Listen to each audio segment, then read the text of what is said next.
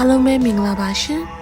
ဒီဗီဒီယိုလေးမှာပြောပြပေးချင်တာကတော့ကလောကိုခဏတာအလဲသွားသူတွေအတွက် AACC လုံခြုံအိမ်လေးငှားလို့ရနိုင်တဲ့ vacation house review လေးပဲဖြစ်ပါတယ်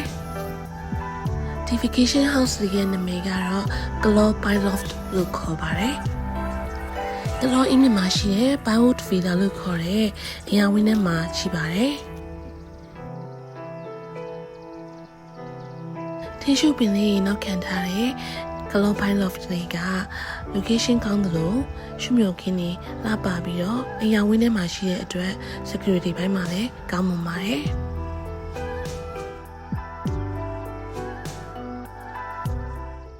အားလုံးပဲမင်္ဂလာပါရှင်နုမြ around the world ကနေကြိုဆိုပါရစေအခုဒီဗီဒီယိုလေးမှာ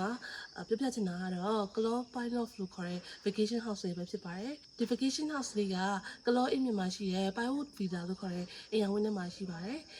ဒီ house လေးကိုလိုက်ကြည့်ကြအောင်နော်ဒီဒါကဝင်းထဲပါနော်ဒီဝင်းထဲမှာရေတကုံလေးတွေနောက်ဒီလိုမျိုးတရားလေးတွေဖောင်းနေလို့ပြီးထားတာပေါ့နော်အခုကတော့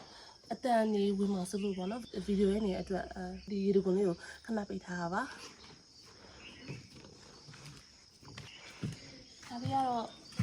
test လေးပေါ့နော်ဒီဤခံလေးပြီးမှတော့စားချင်တာပဲဖြစ်ဖြစ်ဒါမှမဟုတ်ရင်မိသားစုတွေပေါ့နော်တကယ်ချင်းနေထိုင်ပြီးတော့ခက်ကင်းနေပေါ်ကင်းနေကစားချင်တာပဲဖြစ်ဖြစ်ဂီတာထိုင်ပြီးတော့တချင်းနေပါလေဆိုတော့ဖြစ်ဒီတိုင်းပေါ့နော်ချင်းလုပ်ချင်တာပဲဖြစ်ဖြစ်ယောဂတို့ exercise လုပ်ချင်တာပဲဖြစ်ဖြစ်ဒီ test လေးအရင်ကအသုံးဝင်နေပေါ့နော်ဒီအင်းကအရှိအရှိဆိုအရှိပုံစံမျိုးလေးပေါ့အဲ့လိုမျိုးလေးကိုအရှိတော့ကနောက်မှန်လို့အင်းလေးမျိုးတော့ပေါ့နော်အဲ့လိုလေးစောက်ထားတာပါအခုအပေါ်တက်ဖို့ကကြာတော့ခြေတန်းရှိမှုလေးစောက်ထားဆိုအပေါ်လေးတော့တက်နော်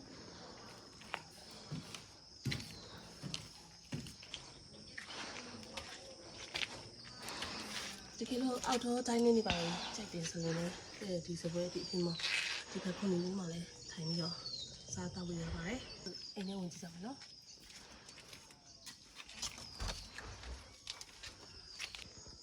ဒါဆိုရင်အခုအိမ်အတွင်းဘက်လေးကိုဒီချက်လိုက်ပြပါမယ်နော်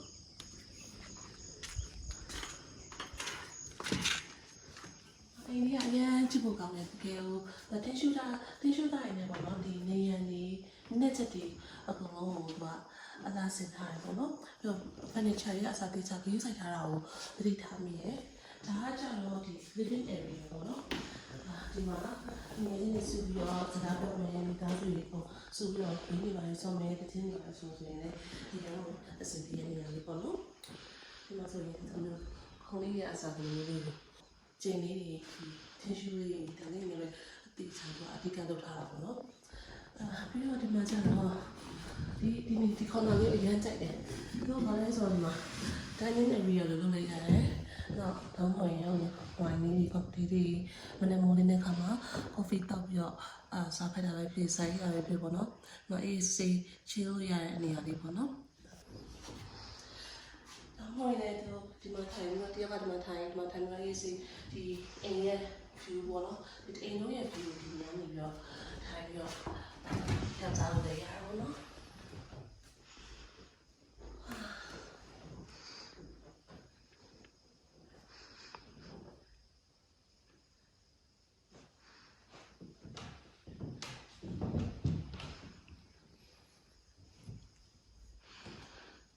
နောက်တစ်ခုသဘောကျတာကျတော့ဒီသုံးထားတဲ့ဒီလိုက်ကလေးညာလေးရစားတော့ handmade နေနဲ့တကယ်လို့ဗဒင်းမောက်ပိတ်ထားတယ်ဒီလိုက်ကလေးပိတ်ထားရတော့မှထင်းရှူတော့လည်းရောက်နေတယ်ခံစားရအောင်မျိုးလုပ်ထားတဲ့ idea လေးရန်သဘောကျတယ်ပေါ့နော်အဲအကုန်လုံးမှန်နေတယ်ပဲပါတာညနေ ပြင်ကို view နေရတယ်အော်ဒီမှာလည်း veranda လည်းရှိသေးတယ်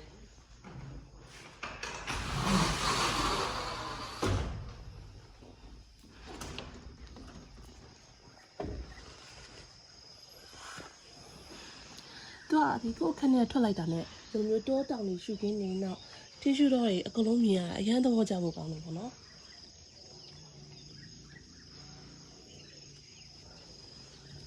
ဒီအိမ်ထဲကနေပြီးတော့ဒီ garden map ကိုမြင်လို့ပြန်လို့ရတယ်ပေါ့နော်ဒီဘက်ကအကုန်လုံးကဒီပတ်ပတ်တယ်ကိုမှန်နေနဲ့စားထားဆိုလေ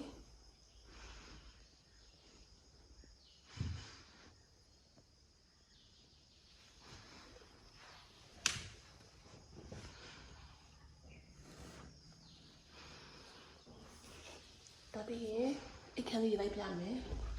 သူကအပြင်းကြီးတော့တစ်ထပ်အိမ်လိုပဲထည့်ရတာပဲအထက်မှာသူကအထက်နှစ်ထပ်သုံးထပ်လောက်ကိုထည့်ထားရပါတော့တက်ကူးလေးပါထည့်ထားပါတော့အဓိကတော့လက်တစ်ထပ်ခွဲကိုထပ်ခိုးထပ်ထည့်တာပေါ့အခန်းစာအပေါ်မှာရှင်းဆိုအပေါ်တက်တာပေါ့နော်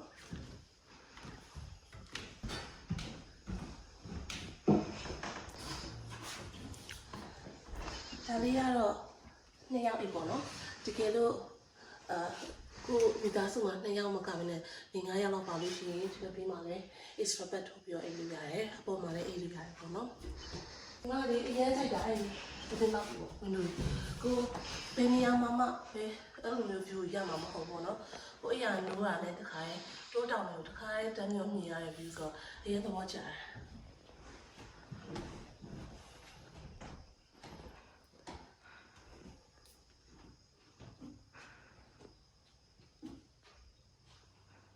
ပြီးတော့ဒီ veranda နေပြီးတော့ဒီအိမ်လုံးပေါ့နော်ဒီအောက်က living area တွေ dining area တွေအကုန်လုံးတန်းပြီးတော့မြင်လို့ရတယ်ပေါ့နော်ဒီပုံမှာတက်ကိုလေးတစ်ခုရှိတယ်အဲ့ဒီတက်ကိုလေးချစ်စရာလေး Hello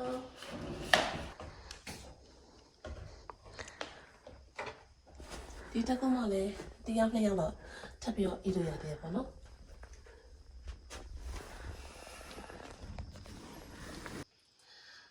ဒါလေးကတော့ Kalaw အိမ်မှာရှိရဲ့ Kalaw Pine Loft ရဲ့ vacation house ရဲ့ house tour လေးပဲဖြစ်ပါတယ်ဒီမှာကဘောနော်ကိုမိသားစုလေးကဟိုတယ်မှာတဲတုံမျိုးမဟုတ်ဘဲနဲ့ကို Kalaw ကကိုအိမ်လေးမှာတဲတုံမျိုး feeling လေးရတဲ့အတွက်အရင်သဘောကျပါတော့ပြီးတော့သူ့ရဲ့ location လေးကလည်းကောင်းတယ် security ပါလည်းကောင်းတယ်ပေါ့နော်ပြီးတော့ location ကလည်းဒီ tissue door ရဲ့ဘေးနားမှာနောက်ကိုရဲ့အိမ်ရှိကနေကြည့်လိုက်လို့ရှိရင်လည်းတောတောင်တွေကိုအထက်ထပ်မြင်ရတဲ့အတွက်လည်းအရင်သဘောကျတယ်တကယ်ကိုရဲ့ကွာအိမ်လေးမှာတောတောင်တွေကြားထဲမှာရှိတဲ့အိမ်လေးတွေမှာနေရတယ်လို့မျိုးခံစားရတယ်ပေါ့နော်အဲ့တော့ဒီ Kalaw Pine Loft မှာတဲချင်တယ်ဆိုလို့ရှိရင် Facebook page Kalaw Pine Loft ဆိုတဲ့ page ကိုဝင်ပြီးတော့ကြည့်လို့ရတယ်နောက်ဈေးကိုလည်းမေးလို့ရတယ်ပေါ့နော်သူဈေးကကျတော့အစားအစာရှိရယ်လူဦးရေပေါ်မူတည်ပြီးတော့နောက်ပြီးကိုတဲမဲ့ရက်ပေါ်မူတည်ပြီးတော့ဈေးအစားအစာရှိရယ်ပေါ့နော်လူကြီးအများသလိုကိုတဲမဲ့ရက်က long stay ဖြစ်ရင်လည်းပို့ပြီးတော့တက်တာရယ်ပေါ့နော်လူကြီးအများရင်လည်းသူ့ဈေးကမျိုးရှိရယ်ပေါ့နော်အဲ့တော့ဒီဈေးနှုန်းအတိအကျတော့ Kalaw Pine Loft မှာဝင်ပြီးတော့မေးလို့ရပါတယ်ဒီမှာကဒီ2ယောက်ကနေပြီးတော့6ယောက်လောက်အထိတဲလို့ရတဲ့အိမ်လေးပေါ့နော်အဲ့ဒါလေးကို house tour လေးပြတာဖြစ်ပါတယ်အားလုံးကျေးဇူးတင်ပါတယ်ရှင်